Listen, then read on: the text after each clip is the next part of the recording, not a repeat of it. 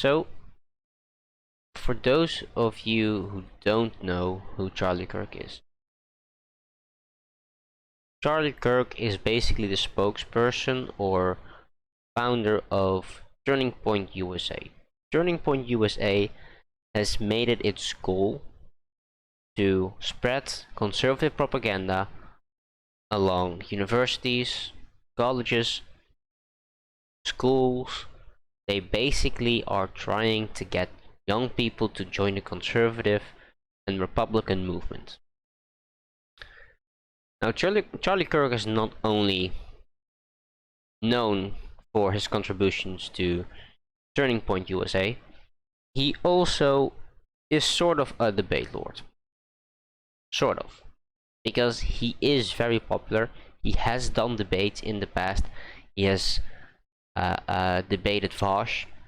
He has debated comedians. I believe he has been on big stages. I think he also debated Sam Cedar. I also think he debated what's his name? Kyle Kalinske, I think. Now I'll have to search. Kyle Kalinske versus Charlie. Oh goddamn. Versus Charlie Kirk. Let's see. There we go. In 2019. Nope. Not. So he has worked his way around like the leftist sphere. He has done debates. He is a very popular right-wing figure. But he's still a conservative. So we're gonna tear into him. I wanna know what his arguments are, especially currently with Roe v. Wade trying to be overturned. I wanna see what his arguments are for and against abortion. So let's hear it, Charlie. Let's go. Like the main reason for women getting abortions is economic, and there's absolutely no steps being taken for the economic pressures that a single mother, especially. Well, that's not totally true. Do you know what? Not to the extent Okay. that would probably, because whether pro-life or pro-choice, I would say nobody's happy. Yeah, but I'll just say this. So, well, that's not true. There's a shout your abortion craze, but I'll agree that's probably a minority. No, I'll agree. No, but so don't say none. But there is a shout. Okay, we agree. There is a shout your abortion movement that praises abortion. I think it's disgusting and wrong. So if we believe abortion's a tragedy, let's find some common ground. Should we try to limit abortions? Should we try to have less abortions? Let's put it that way. Try to limit the need. Okay. For which women can in fact have Okay. children and support them. They can't support them. Okay, so he's good. Crime rates. So wait, hold on a second. Crime rates. Let's talk about- This is a cruel freakonomics argument that I think is Malthusian and wrong and back. And you know who Malthus is, so I'm not going to get into it. But No argument yet. Okay, so the woman has clear points.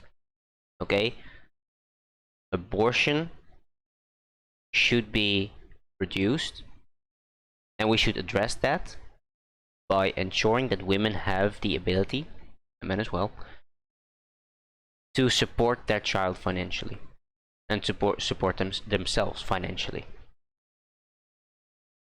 Charlie Kirk has said no, that's wrong. I disagree. I haven't done anything good, but we'll see.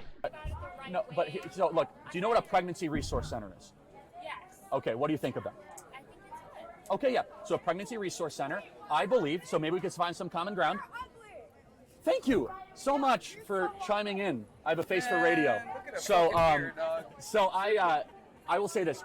So if we agree with pregnancy resource centers, I believe that if you give Planned Parenthood $500 million, give pregnancy resource centers $500 million. Good deal? I don't know exactly like what pregnancy. So pregnancy resource centers give people diapers, support. So So I go a step further. This is how pro-life I am. I think you should get money if you're married and you have kids. I think you should get money from the government. That sounds like socialism. Not if you're Sounds single. like pro-family, Not if like you're single. Pro-family not if you're a single mother. socialism. No. I want to pause here for a second because I've seen him argue against supporting. No, I've not seen that.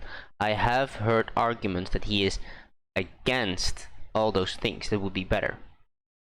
But I won't attack him for that on here. If he agrees that we should try to help women get those necessities to raise a child, I'm completely in favor of that. Completely in favor of that. I doubt, though, the Republican Party, the party he supports, would also be in favor of that. But I won't address it to him. Good question. I mean, if the father dies or it's abusive, Universal income to families. I believe we should subsidize people having lots of children. Having children is a moral good. We need more Charlie Kirk people. here said That's not not less people. true. We should give universal income to families. I believe in Hungary's model, which is a very socially conservative model. You've been waiting very patiently. Yes. What about like people who are in comas and depend on machines? In comas, yes, we should not. So I believe that their life is worthy of protection, infinitely. So how long? Infinitely. Yes. So wouldn't they? I have to be morally consistent. Hypothetically, wouldn't they just like? The only exception would Oh, be if shit. that individual had a living will that said that you'd be able to pull the plug on me in that way. You read Terry Schiavo's deal? Judas Driver Thompson? No, I've not. No. But in order for me to be consistent, now and just so you know, people come out of comas all the time. No, of course. I'm Yeah. just saying when it's been how long do you just like not support it at all? No, so my belief, in order to be consistent, that human life is beautiful and worthy of protection and there's a soul. Even if it's been like years that they're in. Yes. I know there's a soul, but you don't. Okay, now we're getting to more in some deeper analysis of the situation. Alright? So, the first scenario may be strange that the person brought it up. The car crash coma incident. Right? Basically, the argument goes like this. If you are you're in a car crash that you induced, and you have your friend next to you, you get into a car crash, alright? Your friend is in a coma. And now someone has to force you to be tied to that person until he regains consciousness, until he's healthy again. Right? And this is an analogy for a mother and a fetus. Like it's the problem of the mother that she got pregnant. I'm sorry, in most cases, not all. In the general way of how it goes. The moms caused it. Therefore, do you think it is ethical to tie her for 9 months on a child? And the argument with the car crash is, no, that's immoral. You can't force someone to sustain someone for 9 months. That violates your bodily autonomy. And the same would go with the mother. Like, the bodily autonomy of the child is not equal or superior to the bodily autonomy of the mother. Because first of all, it's not even a child, it's a fetus. Right? Second, in this entire discussion, he has been in favor of... He's basically equated a fetus to a life. And just like with the argument I made before, there is a distinction between them. When life begins is a philosophical question. Now, most conservatives will say that life begins as soon as the embryo, when the egg meets the sperm. That's when life begins. And they can believe that, that's fine. But I don't think they believe it. They're just anti-abortion. They just don't give a shit, okay? Like, according to their logic, if you have to save like one 1-year-old, or like a jar full of like or like 10 jars of fertilized eggs, the conservative would have to say that they would get the 10 jars of fertilized eggs, because those lives would be equal to that of a 1-year-old. Sorry, those 10 lives would be 10 times as much as the life of the 1-year-old. That's what they would have to agree to. But currently in our society we have we have considered a life, or personhood, sorry, personhood is the better word. We have said personhood can be attributed to those who are outside of the womb. That's when we acknowledge that it's a person, that they can therefore be killed. If it's not a person, then it can be killed. And that's the argument a lot of people who are in favor of abortions, like myself, would make. I feel like they're hitting the wrong points, because everything they say, he can just say, yes, I think this life is valuable to do this and this and this. However, I also think he's lying, because again, he's a conservative, and he is basically saying, yes, let's support programs that can help people take care of their child. But no Republican believes that. Or a very few of them, sorry. No Republican in the party believes that. I can guess that maybe some people, some Republicans would believe that. But most conservatives view all the social welfare programs as just relying on the government. Alright? So either they have to bring it up that A, he's lying about that, or B, that when a person is attributed to someone, it's not when the sperm meets the egg. Those are the two arguments he can make. Or they can make. Don't abort your kid. What? Then you have the choice to not abort. Right. So your child. yeah, So you but don't get to well, I do get to say that murder is wrong. So if I saw a death camp on the way, which I did on the way to Berkeley, I feel there's wrong. I saw a death camp. It's called Planned Parenthood. We pulled in, and I think that's wrong. See, that's what I mean. A Planned Parenthood abortion clinic, he thinks that's murder. Because he thinks that fetuses are can be attributed to personhood. And that's where the fundamental difference comes from. Like, you can argue about it on a philosophical level, but the idea that life begins at when an egg meets a sperm, I think we can all just throw it overboard. And especially if he himself does not believe like the government should help people out with welfare, with like supporting families who need it. You know what? I actually want to go deeper into this.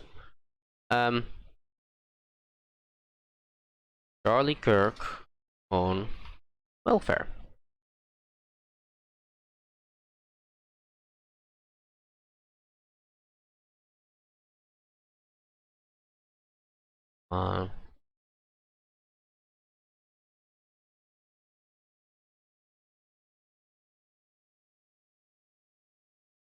Okay, you know what? We'll do it like this. Charlie Kirk. He must have a Wikipedia.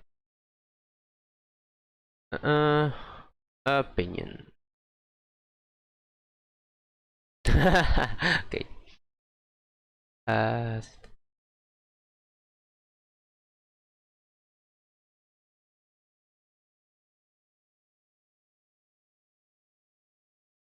Racial issue, death penalty. Wait, he doesn't have anything about abortion in here.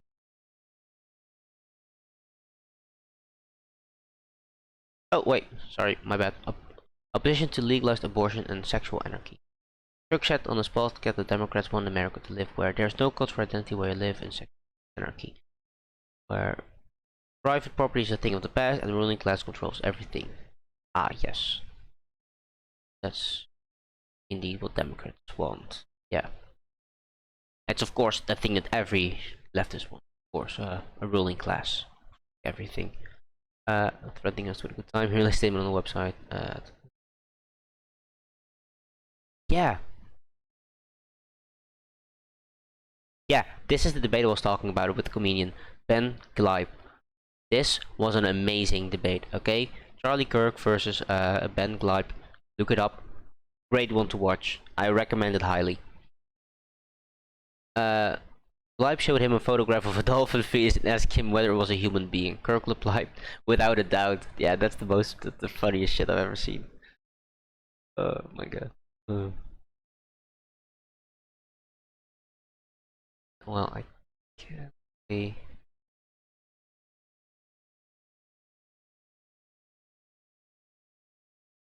Well, I can't really see that much. I wanna see.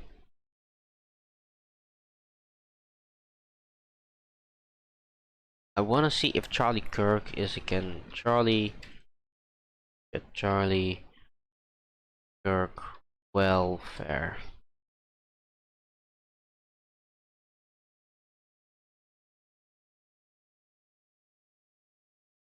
Wait, he has his own page.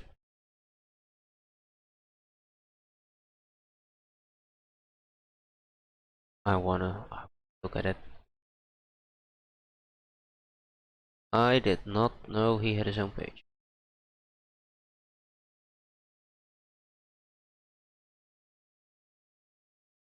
Well, I think it's safe to assume that he's against welfare.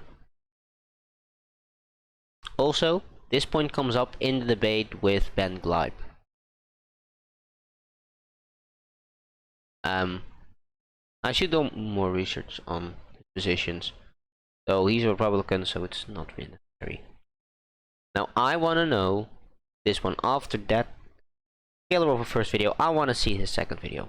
The best pro-life argument you'll hear in under a minute. I find a lot of conservatives makes like the potentiality argument, like, oh, it's gonna be alive, but I don't think we value potentiality because it seems like an inconsistent position. Because at what point do we consider like the life potentially beginning? Like, I feel like we can do it when the couple meets. Well, yeah, the sperm and egg meet. Yeah, that's when DNA. When the couple. Why wouldn't it be when the couple meets before that? No, Because here's that's why. potential. Because a new DNA isn't formed when you go on a date. So we value DNA. Yeah, DNA is pretty important. DNA is the building blocks of your entire life story. Whether or not you'll have brown hair or blue eyes. So that's a special thing. You'll even agree, right? You go into a library like, whoa, that's a pretty amazing genome. At that moment, your whole, how you'll look after puberty, how you'll age, all that stuff, it's built right there in that DNA. My opinion is because that whole roadmap, your story, your book is right there, like, don't terminate it. Now I do think DNA determines a lot of characteristics about someone. Like how you look, how you'll act. I think, by the way, this is very contrary against the point he made before. So he believes there is a soul, and he believes that DNA basically decides your entire life. How is he not being consistent here? So, okay, people, you have DNA, which means your entire life, your looks, your appearance, everything is written out in your DNA, okay? That's set. Done. But you also have a soul, which makes you which makes your life something worth. Like, why the fuck would I need a soul if everything's already in my DNA? And why the fuck would I need DNA if I already have a soul?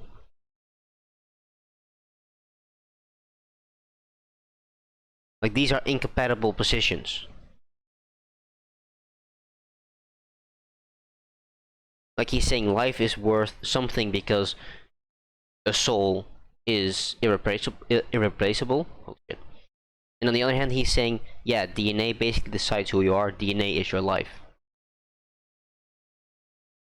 These two positions are not able to fit together. If you want to know more about this, by the way, there is a philosophy that talks about the distinction between the material plane and basically the spirit part of life. Now, I won't go too deep into it, but there is something there. I think it's also about determinism and free will, but I won't go too deep into that. Charlie Kirk is incredibly charismatic, but you have to recognize the arguments he's making are incompatible with each other. Like, if you just leave him talking long enough, he seems consistent at first, but then when you get to the end, nope, he is not. And again, Ben Gleib debate will make it so explicitly clear. I cannot recommend it enough. Now, when we talk about abortion, I also wanna digging Gothix again. I know it's kind of cheap, you know, to get after the same person after so many videos, but because her content is so variable, there's a lot of digging into, you know. She posts a lot about different topics, and I think it's worth digging into. Being pro-choice isn't morally or intellectually consistent. Gothix, hit me up. It's time to overturn this abortion nonsense. All right, you guys want to talk about abortion. That was one of the topics that progressively, no pun intended, over the years, my opinion changed drastically on it. Like, drastically. Before, I always held a position of, it's your choice, your body, your choice, body autonomy. It's funny how body autonomy changes when we're getting on the topic of the, you know, that thing, the Covivi treatment. Ah, great one. Okay. There's an argument to be made against vaccine mandates because of bodily autonomy. However, I disagree. There's a more international utility to get everybody vaccinated, because by sacrificing a little bit of someone's bodily autonomy, or like incentivizing people to get a vaccine, or even to the point of mandating it, I think that's completely fine. By the way, they have to go through protection first, so you're not even being damaged, right? You're being protected, and people who aren't vaccinated are being protected. So yeah, there's just a greater good for everyone if everybody gets vaccinated. Still though, like, she still is in favor of bodily autonomy because she believes that people shouldn't get the vaccine. So she would also be able to be in favor of giving people, of having abortions, because that's also a part of bodily autonomy. That I'll not name. But it was always, you know, my body, my choice. And then it changed to, as I got older, it changed to, well, I'm not going to have an abortion, but if they want to, they can have an abortion. And then that went out the window the last couple of years. And the thing that really made me change my perspective on it was, first of all, when I started going down the rabbit hole of Black Lives Matter, and then actually faced with the statistics of how many black women abort their kids in compared to other races, it's astronomical. Like, it's really bad. True. And I'm looking at this like, okay, talking about Black Lives Matter, but do they though? Per the abortion industry, do they? So that was sort of the thing that solidified it for me. And then, as more time went on, I started listening to... I don't really know what she's saying right now. Black women have more abortions because, on average, on average, most of their husband, well, not all of them. How do I say this without sounding like a racist? There's a statistic 1350, only being 30% of the population, 50% of prisons are filled with black people, right? Mostly black men. What are the consequences of this? You have basically a community who is most often a poor community. A poor community that's heavily guarded by police, you know, so that it will be easier to be arrested. And then you have the black women who live in those communities, who live in a poor community, and their husband or partner or the father of their child has been arrested. So you're poor, you don't have anyone who can support you, and soon you'll have a third person to support. Or a second person. Now, how are you gonna do that? How are you gonna provide for your family if you're alone and you have to take care of a child? No surprise to me that that black women would have more abortions than white women. Because on average, they live in poverty, and they're single mothers, or they're going to be. But she won't address that. She won't. A lot of arguments surrounding the pro-choice movement, and they don't make sense. They appeal to emotions, but when it comes down to it, it actually does not make sense. Like, for example, I saw one today where this woman was talking about we shouldn't be forced to give birth. No one's forcing you to give birth. Here's the other argument. We should have a choice to not give birth, okay? But you did have a choice. When you made that agreement to have sex with that other person, you understood that the result could be a child. I think a lot of the times when people use this pro-choice argument, they're looking at it from the perspective of, well, what do you mean I can't just have sex for pleasure? You can do whatever you want, but you have to acknowledge what the purpose of having sex was. Even if I would agree that there is a set of personal responsibility, which I recognize that there is that there is a part of it that is personal responsibility, right? However, if you have sex and it got fucked up that you have to be pregnant for 9 months, that it will basically ruin, well, not per se ruin, well, they'll ruin you financially, or where it will be a heavy burden, not just on you, also on the father, also on the rest of your family, especially if you are a young adult. Like, what if you're in school and you get hooked up and you get pregnant? How are you going to survive then? You have student debt, you have soon a child to take care of. What if the father is turned out because he also goes to college? And for one mistake you have to be punished? Because that's basically what it is. That's basically the extent of what this will do. And I think that's immoral itself. It was to procreate. So if you're going into it with the intentions for pleasure, you're also co-signing on the fact that you could end up with a kid after this.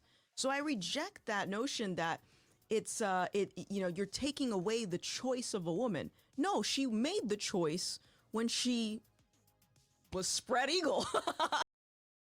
Now I have to ask you, do you think your choice of 9 months ago have to be the same 9 months later?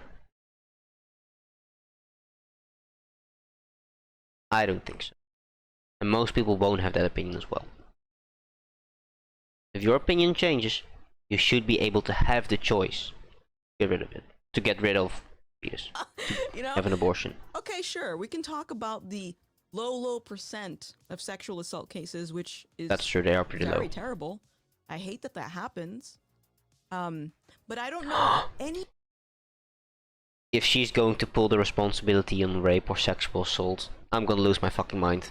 Other crime where a child would be punished for what the parents did. What other crime is there? Abortion is the only one. And I think it would be better. Again, she doesn't recognize that she's already saying that the fetus is alive. She's not even recognizing that the mistake that the parents made will also be fucking destroying the parents' financial stability if they even have one, right? Like, why do the parents even have to be punished this severe for a mistake they made? Like, oh, you robbed the store, well, death sentence. No, that doesn't make sense. And if you have sex one time and it was a fun time, does that mean you have to be punished with, like, for basically the rest of your life? Like, childs grow up. You won't be able to have a career. Or maybe you will, if you're lucky. Are you going to stay in school? How are you going to take care of a child? Well, you have massive debt. Again, these are arguments that are so easy to make. and maybe more digestible for people to just call it what it is, call it murder. Because It's this not is the other murder. part of the argument that I learned Murder is a legal term. It does not include fetuses. over time, is that they'll say, okay, life begins at birth, is what a lot of people will say. Personhood begins at 9 birth. months when it comes out, now it's a baby, but now Yes. when it's growing, right? Yes. So think about this for a second. Is they'll say that it begins at birth. That's when life begins. Personhood. And then they'll say the thing inside of you is a clump of cells, and that clump of cells isn't alive. Well, if something's not alive, it's not going to grow. I'm a clump of cells, and I started off this teeny, maybe tinier than that, and now look at me. So that's false. And it's also interesting when they say trust the experts on this. Okay, well, per scientist, Okay, so this is the argument the person before tried to make. No, I recognize that. I recognize that. I recognize that most women have an abortion not because they were raped. It's a really small percentage. And I recognize that. I don't think therefore we have to cancel abortions altogether.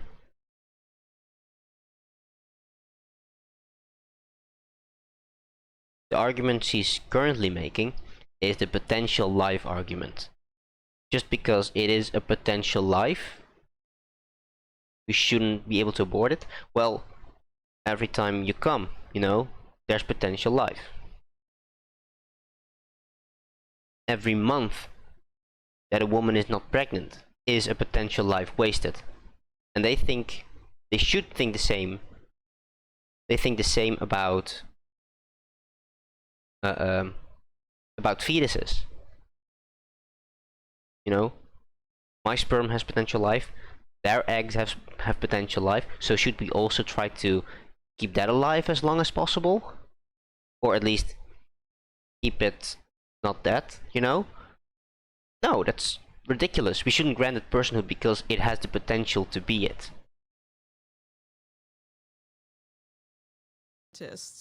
small microorganisms found on Mars is equal to life, but these clumps of cells are not? They are alive. They're not granted personhood. Like, there are currently like 1 million fucking cells around. You'd still kill them. Well, yeah, kill them basically.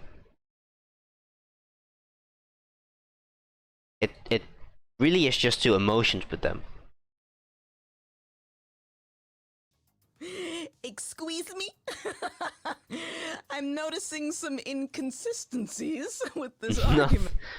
Nothing is inconsistent about this.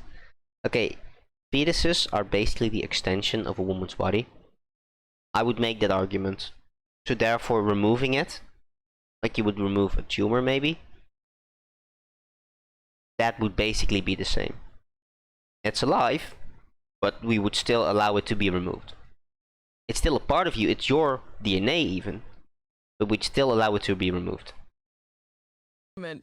And yeah, so that is what I have realized over the years, is a lot of these arguments aren't consistent. They appeal to emotions, and I think two of the underlining concerns for a society that welcomes abortion is, number one, it devalues the life of a human because that... No, because it's not a human. Fetuses are not granted personhood, therefore they're not human. human isn't looked at as a human depending on where it is at a certain stage of their life. So Not alive, still a part of the mother. if they're saying that the birth of the child is when that child is actually a life, that means that that essentially means that you are saying that that kid isn't deserving of human rights, and that sort of mindset. Yeah. Wait. Yeah. The abortion, the fetus has no human rights. You get them when you're born. Like, let's say there's like a pregnant mother in Canada, okay? And she walks over the border to the US, delivers the baby, goes back to Canada. That baby is an American. Why? Because we've only granted it personhood when it's born. That kid is an American. Doesn't matter if the mother was Canadian, father was Canadian.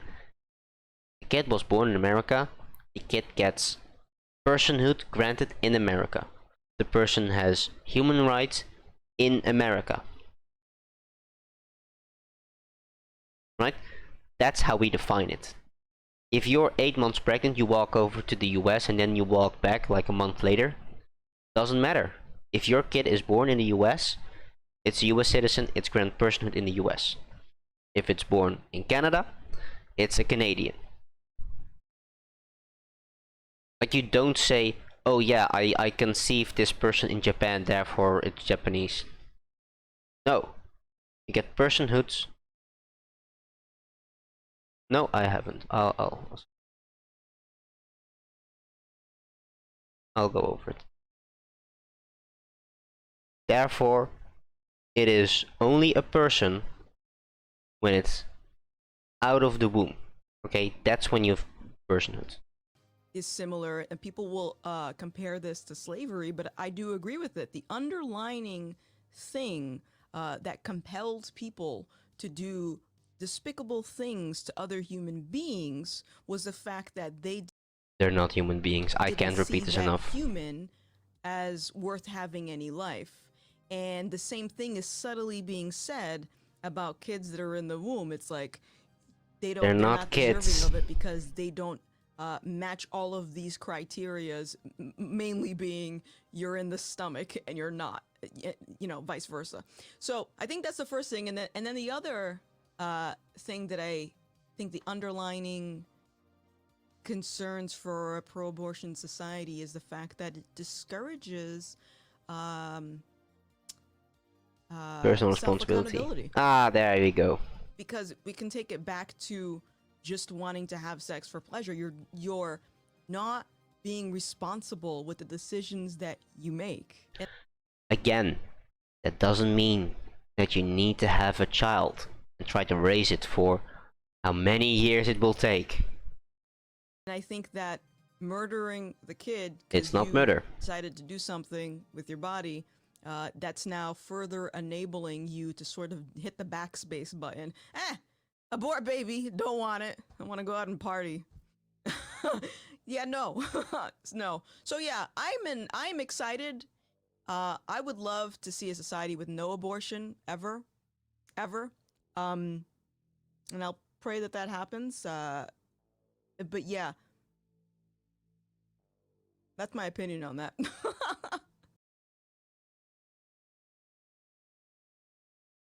Yeah, she has no fucking arguments.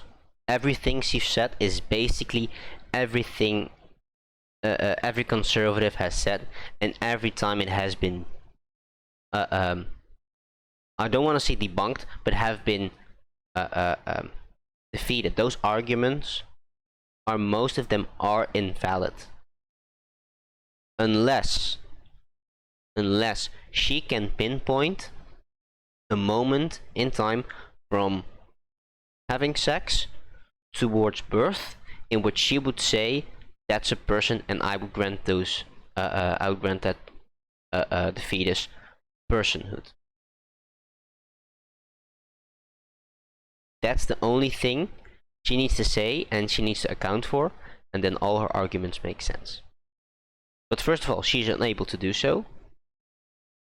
And second, even if that was the case, you know, she would still make the argument that even if you fucked up, that you would have to raise a child. That's your punishment. And that should fit if you had sex for fun and didn't really care or maybe forgot about it. No, ridiculous argument.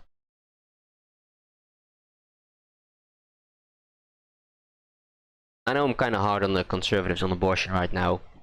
I do think it's important that you recognize the arguments they're making. If you have any disagreements, leave down in the comments. Thank you for watching this video. Like, subscribe,